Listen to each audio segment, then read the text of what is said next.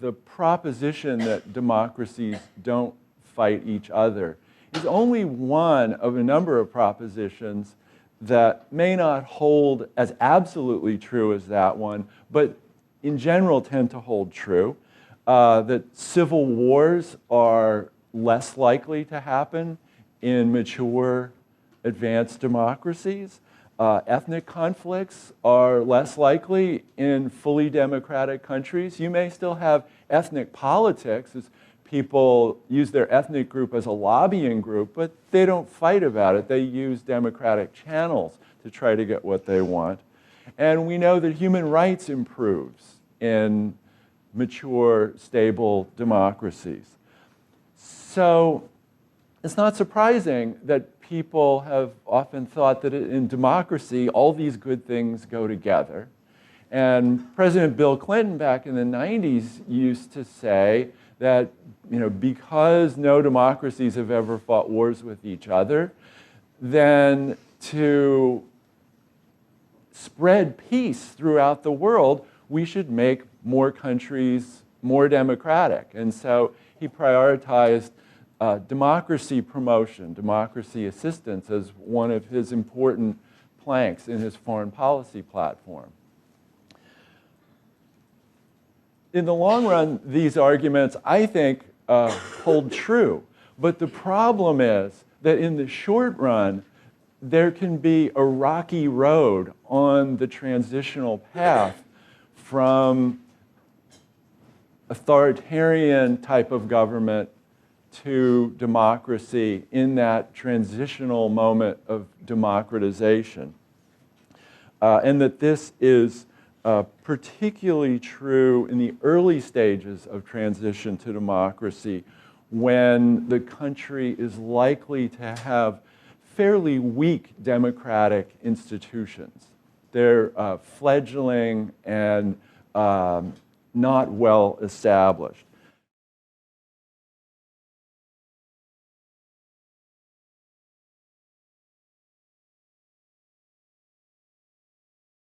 Thinking about the Arab Spring, the countries that have done a little bit better in moving down the road towards democracy in the Arab Spring are the ones that have, at the moment of the transition, somewhat stronger administrative and rule of law and political institutions that were kind of left over from the old regime. Those would be Tunisia and Morocco. Now, Tunisia has been a little rocky itself. The news this morning is that the fairly moderate Islamist government of Tunisia just fell, and there's a caretaker government, but they're planning new elections which will be competitive.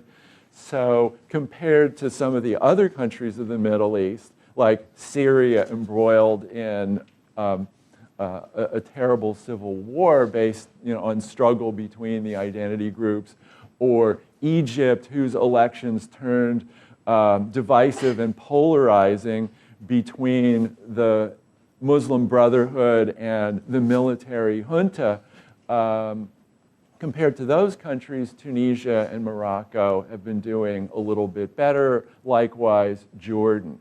So there's a World Bank measure of governmental institutional capacity, and Tunisia and Jordan and Morocco have higher than average governmental capacity, whereas Egypt and Syria, not to mention Libya and Yemen, have much lower governmental capacity, and those places have had either no democratic elections after the Arab Spring, or they've had elections that have turned divisive, polarizing, and in many cases have led to violence. Of course, you're thinking, but wait a second, I know that there are countries that have democratized without going through this violence, and that have succeeded in consolidating democracy. So you're no doubt thinking of what's called the third wave of democratization that happened in the late 80s and the early 1990s, when Eastern Europe north of Yugoslavia became fairly quickly democratic.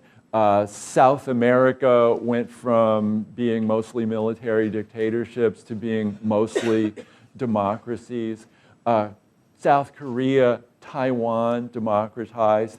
Even South Africa, the apartheid regime fell, and the new government under Nelson Mandela was, quite democratic. So obviously, violence and chaos in democratization doesn't always happen. So why did it work out better in some of these other cases? Well, one factor is that some of these countries already had usable governing institutions that were left over from the earlier regime. Really good example of this is South Africa, which had all those wonderful British governmental institutions. It had a professionalized media. It had a professionalized court system. It had the habit of multi-party competitive elections that were reasonably free and fair. Of course, all of this stuff had an asterisk on it, and the asterisk was that the black native population didn't get to vote, and the media was free and fair, except it had to support the apartheid regime. But in any case, they had people with these skills, and they had institutional capacity to be a rule of law democracy. And so all that infrastructure was there and could be used by the post-apartheid regime that Nelson Mandela ran. They didn't have to go through this period that Sam Huntington worried about with high demand for political participation and weak institutions. The institutions were already there. Some of the other success cases also had good institutions. This is especially true of the East Asian new democracies like South Korea and Taiwan. There are other factors that come into play as well. We know that countries that are pretty wealthy in terms of per capita income and have highly literate populations, have an urbanized, sophisticated middle class, can create institutions of democratic governance pretty quickly, even if they don't have them on day one. They can create them.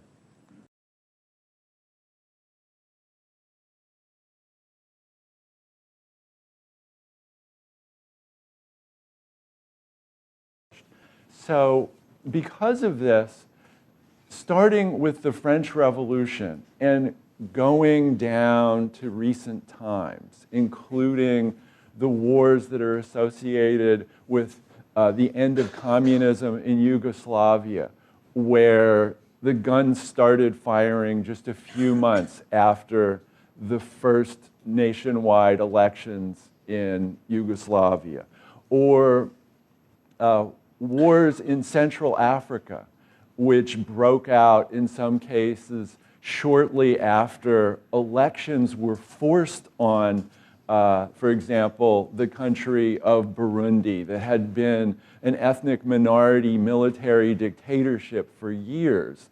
But the international donors told the dictators, well, now that the Cold War is over, we're not going to put up with dictatorships like you, and we're going to force you to hold elections.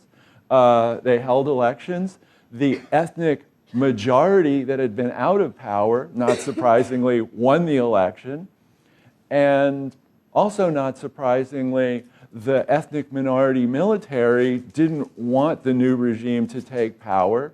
So they staged a coup, and this led to a bloodbath that killed a couple of 100,000 people.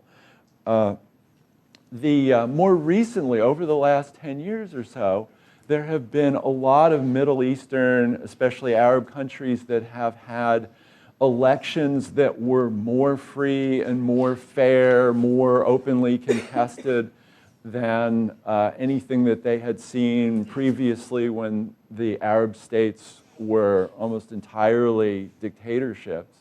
But in one country after another, we've seen the rise of electoral politics in the Middle East often be associated with violence in places like the Palestinian territories, in Iraq, recently in Egypt, and in other cases.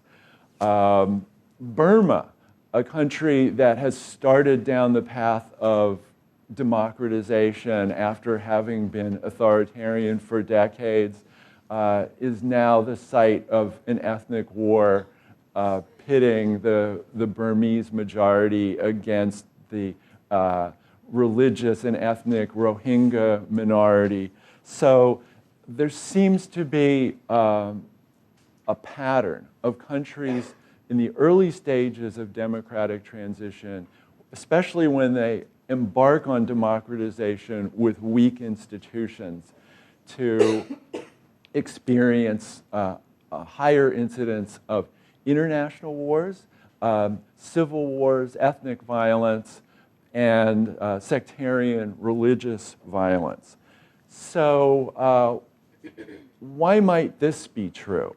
Well, to compare it to the democratic peace, in the democratic peace, you have well-developed, strong democratic institutions that reliably put power in the hands of the average voter, who can punish the political leaders that get into unwise wars and conflicts.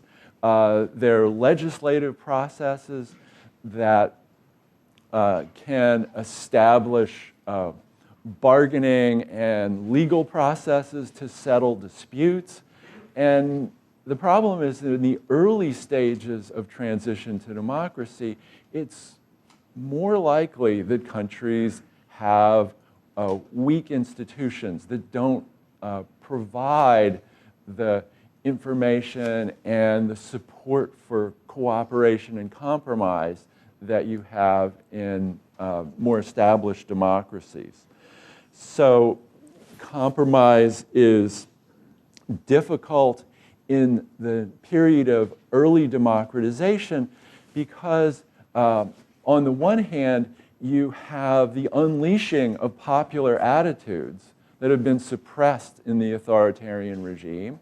And sometimes those popular attitudes include ethnic groups that have been kept suppressed, kept out of power, may have been discriminated against, and they decide that they want to be able to run their own affairs. So they're struggling for a greater say in politics, and sometimes they're struggling to, control the whole state.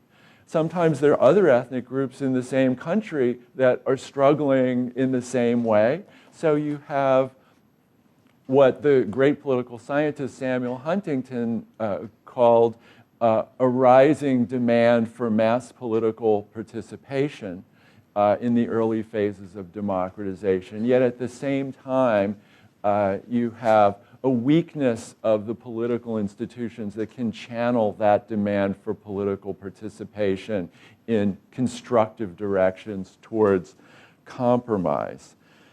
Now, in that kind of a situation, it's often easiest for politicians, both the politicians that are kind of left over from the crumbling structures of the old authoritarian regime.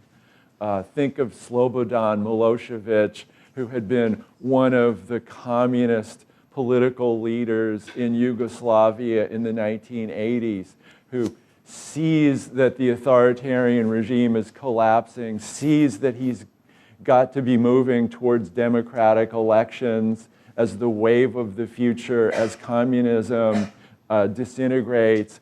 And he's got to think, well, how am I going to get votes in these elections? And often for guys like Milosevic, the answer is to try to play the ethnic card, try to use the mass media, the television, to proselytize that there's a great threat from the other ethnic group in the neighborhood. In that case, it was Milosevic playing up the alleged threat from the Kosovo Albanians, who he said were threatening a genocide against the Serbs who lived in the Kosovo province. And this succeeded in mobilizing divisive ethnic feelings amongst the Serbs that Milosevic could play on in order to get votes. So this is a very common strategy in early democratization in countries where there are weak institutions and where politicians, it's hard to keep politicians accountable to truth-telling and moderation in the way it is in more stable democracies, because guys like Milosevic can fire the TV journalists, put in his own people, use the television stations that can be a base for him to proselytize his divisive ethnic message, and the democratic institutions to make him reliably accountable are not very strong.